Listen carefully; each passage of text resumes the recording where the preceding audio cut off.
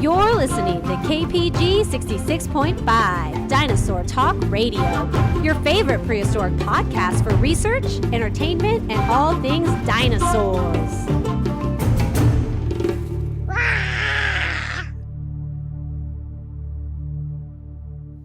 Welcome all my dinosaur fans, my prehistoric enthusiasts, all our Jurassic Park lovers, everyone that likes the T.rex, the Stegosaurus, the Spinosaurus, Kentrosaurus, Ankylosaurus, Camarasaurus, Parasaurolophus, Archaeopteryx. So many different dinosaurs. Everybody that loves dinosaurs, welcome to the show. This is KPG 66.5 Dinosaur Talk Radio, and I'm your host, Dinosaur Ranger Anthony. And we are here, episode number 12. That's right, we are on episode number 12. We have been going strong for not quite 12 weeks straight, because we had a couple weeks off during the holidays. So we're pretty much 14 weeks out from the very beginning, that very first episode of KPG 66.5 Dinosaur Talk Radio. Now today we are back live from here inside the Dino Bus. As you can see, I am back into my regular scheduled studio for our radio show podcast, and that's because we are in our very first false spring. That's right, it's up to, I believe, about 50 degrees today, so it's going to get a lot warmer than it has over the month of January. So we call this our very first fall spring because we want to hope that it's spring, but in reality, it's just giving us a little teaser before it actually gets into a real spring. But today is Friday, February 6th. I hope everybody is having a dynamite week this week. You guys, what did I do this week? Oh yeah, I went to Denver, Colorado, you guys. So I had a Denver vacation. Me and 5 friends took the Amtrak train from Omaha, Nebraska at 11:25 at night. We rode the train all the way to Denver, got there at 7 a.m., and I wish it was that easy because it was probably one of the worst sleeps of my life. You cannot sleep in coach on an Amtrak train, at least as a newbie. I don't know any of maybe all the tricks and things, but we got very poor sleep. None of us slept all the way to Denver on Sunday night of this week. What was that? February 1st, Sunday. We got very poor sleep, but it was a rockin' vacation, you guys. We rode the train. Even though it was shaky, it was loud. Sometimes it felt like it was coming off the tracks. We still had a great time. We went out there mainly to see the Avalanche, Colorado Avalanche versus Detroit Red Wings hockey game. Some of us were Red Wings fans, like myself. Some of us were Avalanche fans, and we even had a few others that just were going out there for the fun of hockey. I also had some very fun shops and food, tons of good food. I don't think I had one bad meal while I was out there. And then we had some dinosaur fun. So you know me, I went out there as a friend's fun trip, but I semi-turned it into a little bit of a work trip. So I went to the Morrison Natural History Museum. It was only about a 24-minute Uber out there to the museum, and then just a couple minutes away from the museum, they have a place called Dinosaur Ridge. It was awesome. It was so cool, and that's where they have the biggest track site in the United States, and we'll talk more about that because as if you see our episode title for today, we're talking about dinosaur tracks here on episode 12 of KPG 66.5 Dinosaur Talk Radio. So we will talk about Dinosaur Ridge a ton and all kinds of dinosaur tracks as we get into our featured topic of today. So anyway, our Denver vacation was tons of fun. We did that Sunday night into Wednesday morning. Just had a blast. And you guys, the Red Wings even won too. So it was even great that my team I wanted, the hockey game we went to, the Red Wings won. So maybe it was just the perfect don't stop believing. Just a city boy born and raised in South Detroit. But actually, I'm born here in Omaha. But very good for the Red Wings. Detroit Red Wings are back. They're back, baby. And gosh, they were, I became a Red Wings fan as a little boy watching them with my grandfather who lived with us, who was Antonio. So that's where I get my namesake. But I would watch those hockey games with him, made me fall in love with the Red Wings.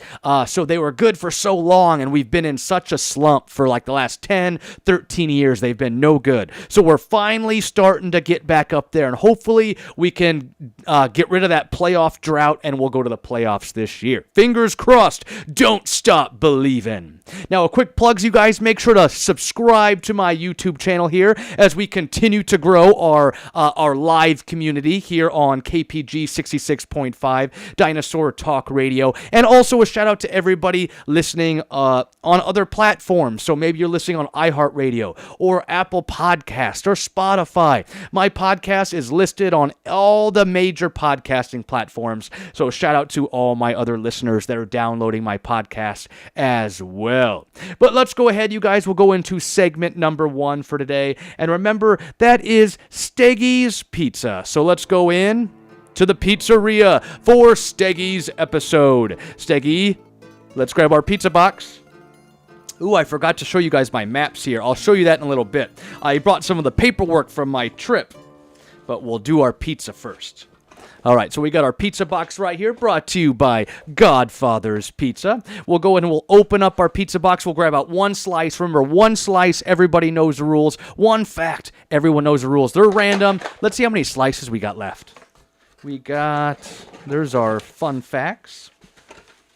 We'll move those over there. All right, I think I got 3 slices. 3 slices. We're down to 3 slices, you guys. So 3 slices. We got 3 facts. We'll pick one at random, and that will be our fun fact of the day. One fact, everybody knows the rules. We'll shake up those slices. We'll open up our box of pizza, and we'll grab out a slice. Here we go. Let's see what we got.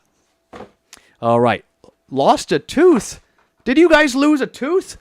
You lost a tooth? No problem. Most dinosaurs had the ability to grow and replace teeth. That's right, just like our T.rex right here in my money display case right there. What I want to do, you guys, if you remember the episode where I gave you the tour of the dino bus, I got that maxilla, so part of the front of the skull of the Tyrannosaurus Rex. Now, what I want to do is I want to get a little tiny mirror and put a mirror behind the T-Rex's skull so that you can see the tooth growth. So you can see all those giant teeth, those 6 to 8 inch teeth that are sticking out of his skull right there. But way on the left, I've got a really tiny tooth, and you can see it sort of coming out of the root. It's coming out of its gums. The root, you can see the root sort of growing. So what I want to do is I want to put a mirror back there, and that will give kids the opportunity to see that the tooth is back there growing down, getting bigger over time. So like our Tyrannosaurus Rex right here, it could grow as many teeth as it needed. So it lost a tooth, it simply just screw a new one. As for me, if I lose any more of my teeth, I would have to get dentures or some fake teeth. Maybe like wood teeth, like George Washington. All right, you guys, let's go into our episode lesson for today. Today we're talking about dinosaur tracks. That's right. We're not talking about dinosaur tracks in ice cream. We're talking about actual dinosaur tracks out in our environment. So remember, that's a trace fossil. So what are dinosaur tracks? Well, they are trace fossils, as we mentioned in a previous episode. And those trace fossils are activities from the past. So think about a dinosaur. What is an activity? Running around, walking around, looking for food and water. So they left a track or a footprint down there. That's their activity. They were walking around, their activity. They left a footprint, and thankfully for us, it happened to fossilize, and we find them here today, and they are called trace fossils. So they're a trace that the animal lived before, and they're different from those body fossils we've talked about, where it's actually their body parts. So we got trace fossils, and we got body fossils, but today it's all about trace fossils and those dinosaur footprints.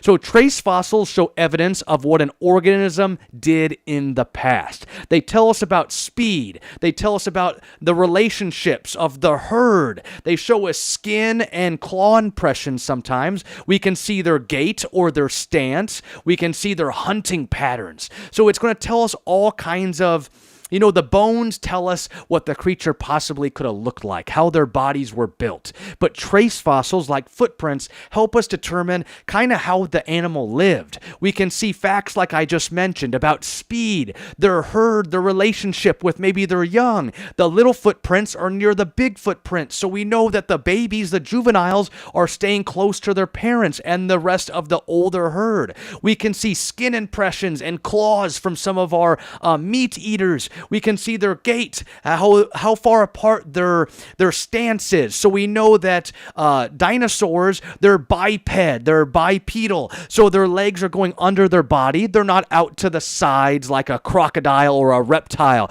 who have a sprawling pants. They have upright stance for those dinosaurs. Reptiles, sprawling stance, dinosaurs, upright stance. So we can see their stance, their gait, see how far apart their walk is, and be able to determine a little bit of distance. And we can even see hunting patterns where maybe we see two theropod-like dinosaurs running parallel with each other, kind of like a equal sign, and that's how maybe we know maybe they're hunting together as well. So footprints can tell us all kinds of things from the past and give us a little bit more of a look of what dinosaurs did long, long ago.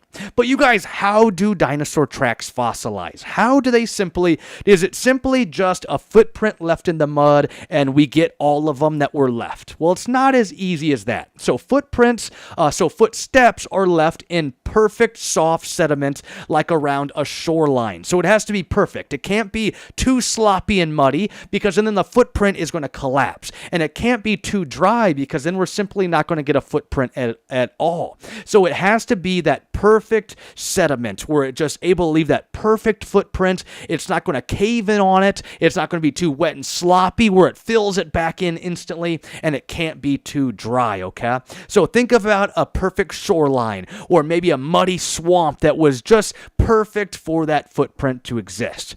So our dinosaur left a footprint, and these tracks dried. The track dried up. So the sun's beating down on it. It's allowing the footprint to dry. So it's not able to, if it was watery and muddy, it rained, the track would kind of cave in on itself. So the track has to dry. And another layer of sediment quickly filled in the track. So think of the track dried up, and then pretty quickly, maybe some more mud or sand kind of washed into it a little bit, and it protected the impression, okay? So that other layer of sediment quickly filled in the track. Now, tracks are best preserved after they harden by lithification. So the track is going to harden, and this occurs, the lithification, you guys, occurs when the sediment is compacted and cemented. So think of it like this, okay? So we got a footprint, or we'll say, who should we pick? Let's just do a T.rex, everybody's favorite.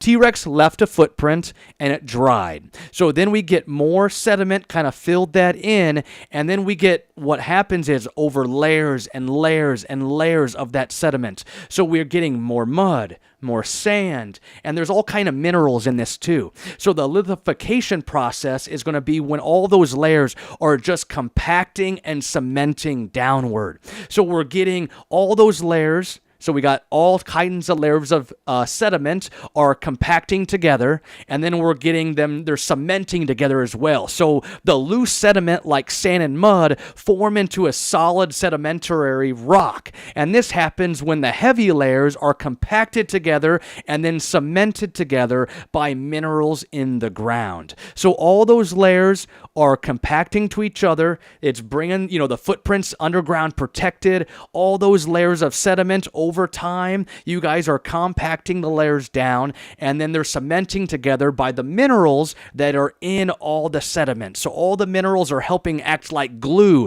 and sort of forming new sedimentary rocks. And then remember, we have that footprint still down there, and over time, it just becomes part of the sedimentary rocks. So that footprint is down there, protected by all that sediment, you guys. All the minerals are helping glue everything together, and we're getting more new sedimentary rocks, and that is how we're getting our trace fossils. Now, even heavy sauropods, those ones, we even seen at the Dinosaur Ridge we went to, we saw where sauropods, they were just compressing everything down. So imagine you got all these sedimentary rocks, you got these layers of sediment, and the long necks, those heavy behemoths of those sauropods are just compressing. They're compressing the layers downward. And we were seeing fossils where we were looking for a footprint. We were looking for something you might see on TV, something very easy, but we couldn't find them. And that's because we were actually looking at the cliffside. You were seeing like erosion had taken away like sort of the actual footprint, and we were seeing the compression. So we were seeing these bulges that were underneath sort of the cliff. So we were seeing these bulges, and that was all the sauropod footprints of those sauropods compressing or compacting the layers of sediment downward and giving us those footprints. And we could tell that it was their footprints because we could see sort of like their gait or their stance. We could see almost their walking patterns in the cliff right there. It was just so cool. And that'll lead us, let's talk a little bit about Dinosaur Ridge. So we mentioned dinosaur tracks, you guys, activities from the past. They tell us all kinds of things about speed, relationships, herds, skins, stance, their hunting patterns. And then we talked about how a footprint actually becomes a fossil as well. Remember, it has to be perfect sediment. It has to dry, it has to fill in, and layers and layers and layers compact over time. The minerals in those layers act as cement or a glue, and it all forms new sedimentary rocks, and that is how we get our trace fossils of our dinosaur footprints.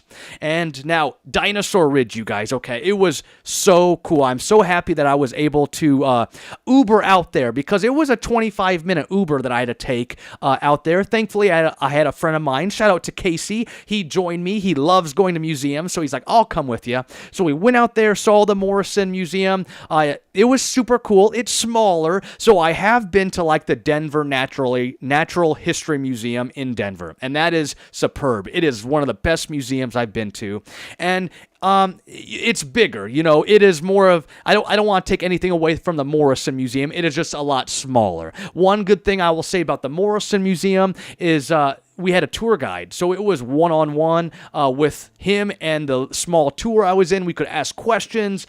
He was giving us so much more detail, whereas at the Natural History Museum in Denver, I'm sure you can buy a private tour guide for a pretty penny, but it was a lot more just kind of walking around and doing your own thing, seeing all kinds of cool replicas, whereas Morrison was a little bit more one-on-one. We got a little bit more interaction with the tour guide, and it was still super cool. They were all very nice.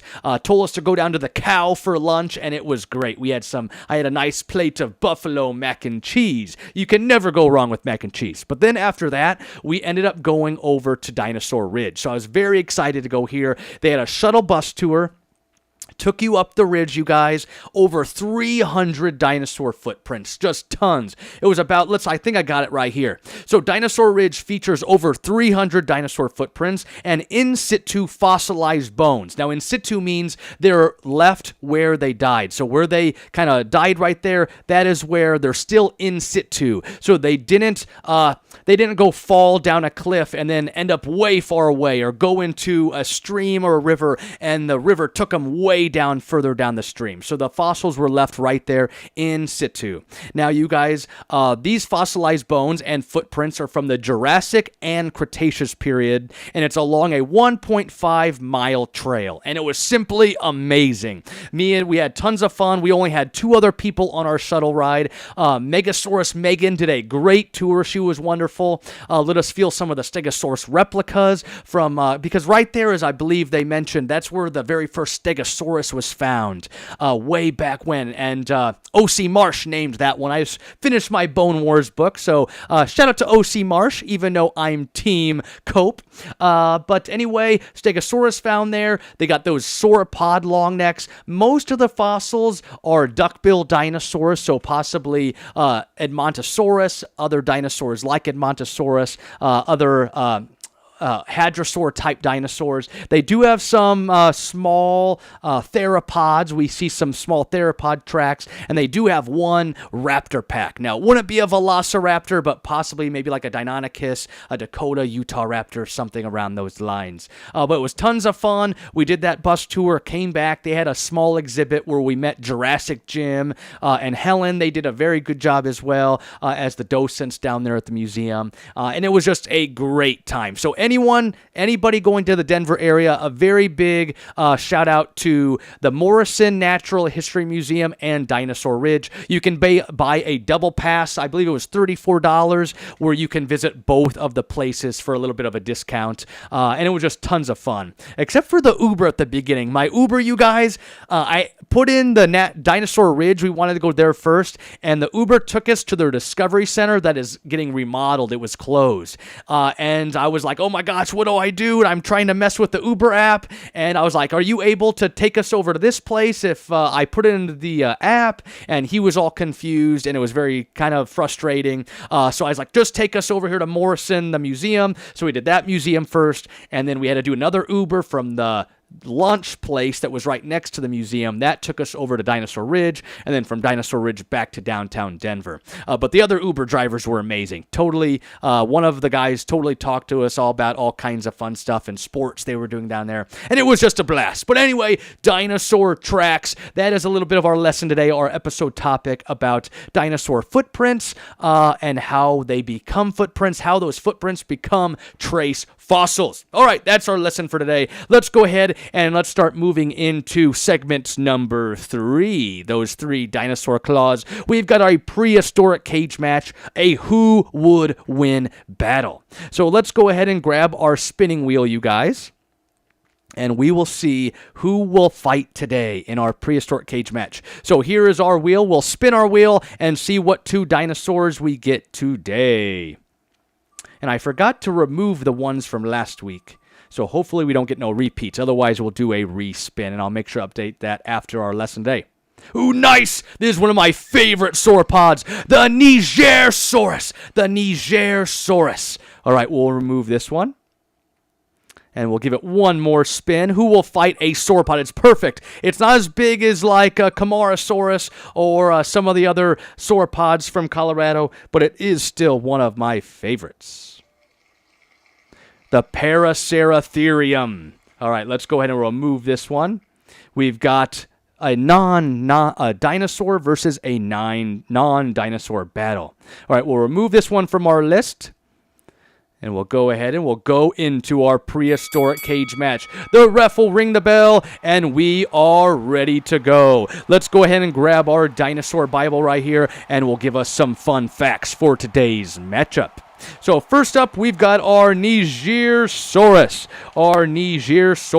This sauropod, you guys, is up to 30 feet long. So a little bit shorter than a school bus, up to 8 feet high at the hips, and could weigh 4.4 tons. The Nigersaurus has somewhat of a shovel-like mouth. So its mouth is very unique compared to like Brachiosaurus or Camarasaurus.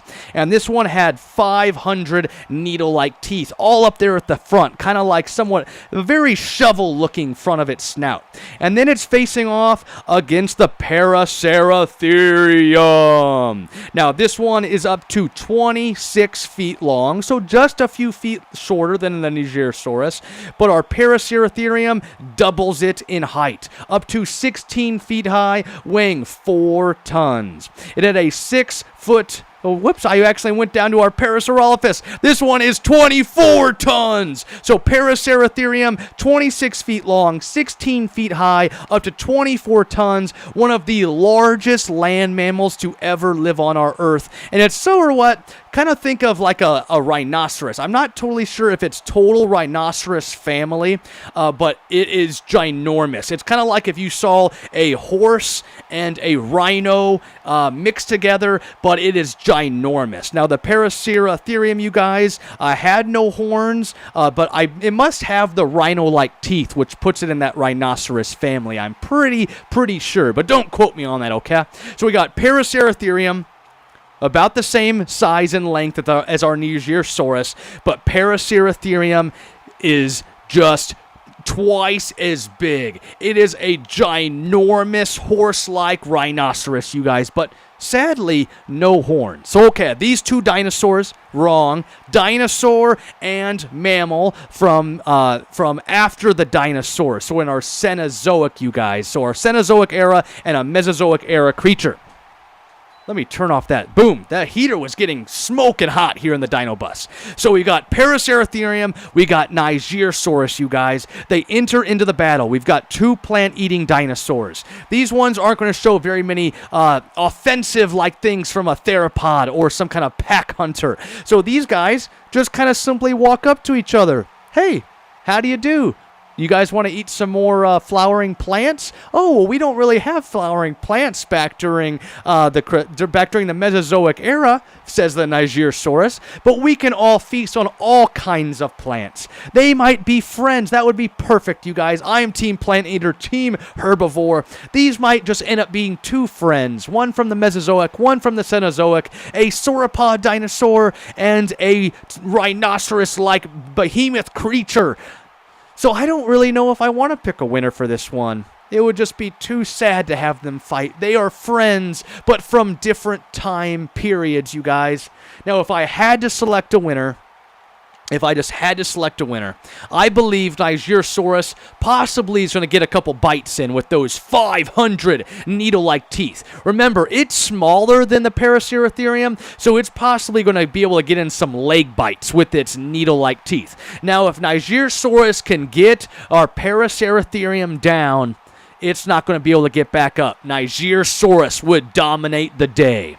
But I also think the height advantage of our Paraceratherium might be too much for our Nigersaurus to handle. And it might be able to just knock it around and, so, it's way bigger. I believe 24 tons, I mentioned, compared to the 4 tons of our Nigersaurus. So our Paraceratherium is definitely going to have the size advantage. And I believe at the end of the day, that is what would allow our Paraceratherium to become victorious. So even though our Nigersaurus got in some bites with those 500 needle-like teeth up there in the front of its shovel-like snout, I believe the Paraceratherium would become our champion and win this day. That it is just too big. The defense, just like the Seahawks defense this weekend in the Super Bowl, will be too much for the New England Patriots to handle. I think it's going to be our Paraceratherium that's going to end up able to win the day.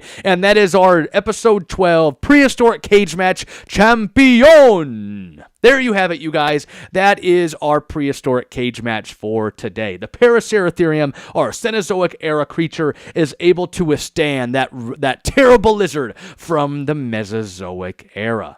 All right, you guys, let's do our closing thoughts for today. Remember, everybody, never forget to show your claws. That's right, your claws.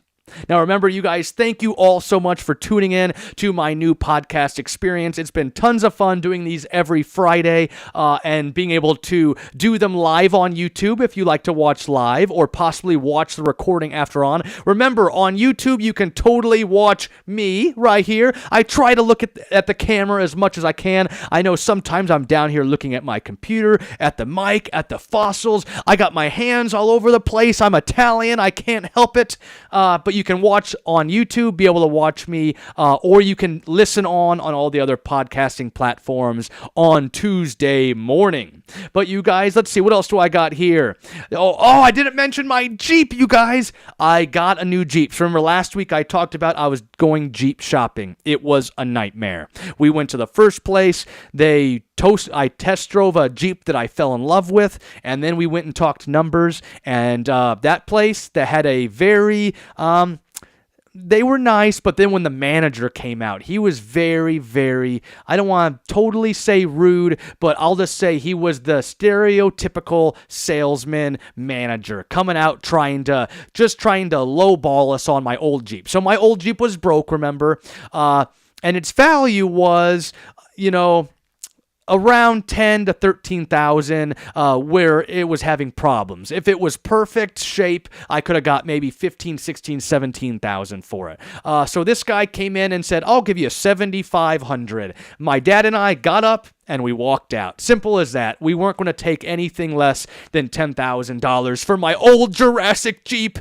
And you guys, so we went to another place, H&H Jeep, you guys, haggled a little bit with them, and we were able to come up with a deal and get one of the Jeeps that I really, really liked at their dealership. So, you guys, I bought a brand new Jeep. If you go to my Facebook, stompchomproar.com, you'll see I posted some pictures last Friday night of my new Jeep. You guys, it's a 2026 Jeep Wrangler Unlimited Sport S in the 41 green color. It just looks straight like a dinosaur. And I can't wait to be able to decorate it with all my Stomp Chomp Roar decals. Now, this weekend, you guys, tonight we're going to jam the gym up at Millard South. There are basketball teams. The girls and boys are playing, and they do something called Jam the Gym. And that's when all, like, the feeder schools, so all the elementary schools and middle schools that feed into Millard South, where my oldest daughter goes, all those other students are supposed to come up there, and we jam the gym, and we support the Millard South Patriots basketball teams. Tomorrow, my wife and I are going to go see Dude Dad. So if you guys watch any of the videos on YouTube or Reels or TikToks, I think they're probably on too. A guy named Dude Dad, he does all kinds of funny skits, and he's kind of like a working guy where he builds all kinds of things and does all kinds of projects at his house, and it takes him forever to do them. They make it seem, but he's doing a comedy tour. So my wife and I are going to go see Dude Dad tomorrow, and then it's Super Bowl Sunday, one of my favorite days of the entire year. We always have a Super Bowl party here at my house. We decorate it with some NFL Super Bowl flags. We got an inflatable stadium that we put in on our kitchen with all kinds of snacks and chips and veggies. And I think this year, you guys, we're going to do a hot dog bar. So we'll have hot dogs and buns. We'll have chili and cheeses, nacho cheese, some onions to put on top, and then some condiments, ketchup, mustard, ranch, buffalo, onion strings. It's just going to be so good. We'll have some other dips as well that some of my party goers will bring to chip in to the fun. And it really is one of my favorite days of the whole year, being able to watch football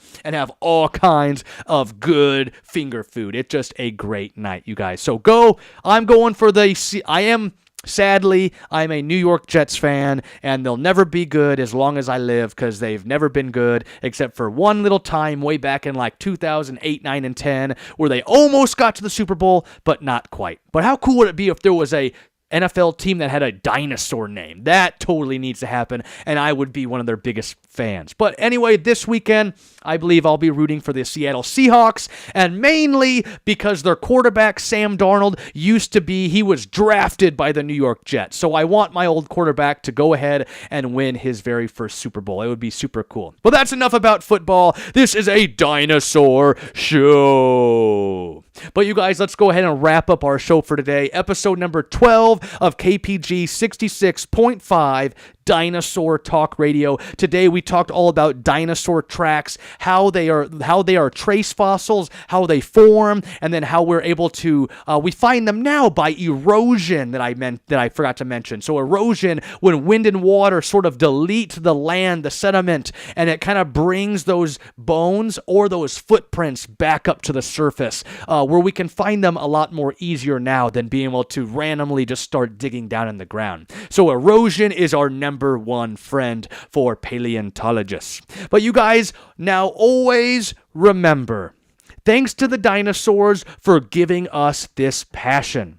But this is our world now. Get out there, do something good, and never be afraid to show your claws. Dinosaur Ranger Anthony signing out. We'll see you guys next week for episode number 13. What will be episode 13? I don't know. We might be traveling down to Antarctica. We'll see you guys next time. Have a great weekend, and always remember, never be afraid to show your claws. Dinosaur Ranger Anthony, signing out.